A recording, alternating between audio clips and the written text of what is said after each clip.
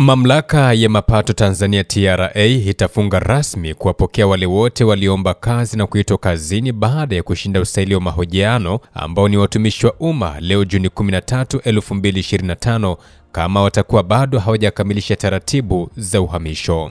Kupitia taarifa iliyotolewa kwa umma na Mamlaka ya Mapato Tanzania Juni 12 mwaka 2025, imewataka watumishi hao kurejea katika maelekezo yaliyotolewa wakati wa ufungaji wa mafunzo ya awali kwamba wamepewa muda wa wiki 2 kuanzia tarehe 2 ya mwezi Juni 2025 kukamilisha swala hilo. Lengo kubwa la kukamilisha taratibu hizo leo Juni 13, 2025 ni kuhakikisha watumishi hao wanaungana na wenzao katika mafunzo ya lazima, yaani mandatory programs, ambayo yameanza rasmi tarehe 9 mwezi Juni 2025. Nikinukuu taarifa hiyo inasema kwamba mamlaka inasisitiza kukamilisha taratibu hizo za uhamisho ndani ya muda waliopewa, na kwamba mpaka kufikia siku ya Ijumaa tarehe 13 ya mwezi Juni 2025 saa 11 jioni, watakaokuwa wameshindwa kukamilisha taratibu hizo, mamlaka itajaza nafasi zao kwa kutumia kanzidata iliyopo. Pamoja tunajenga taifa letu.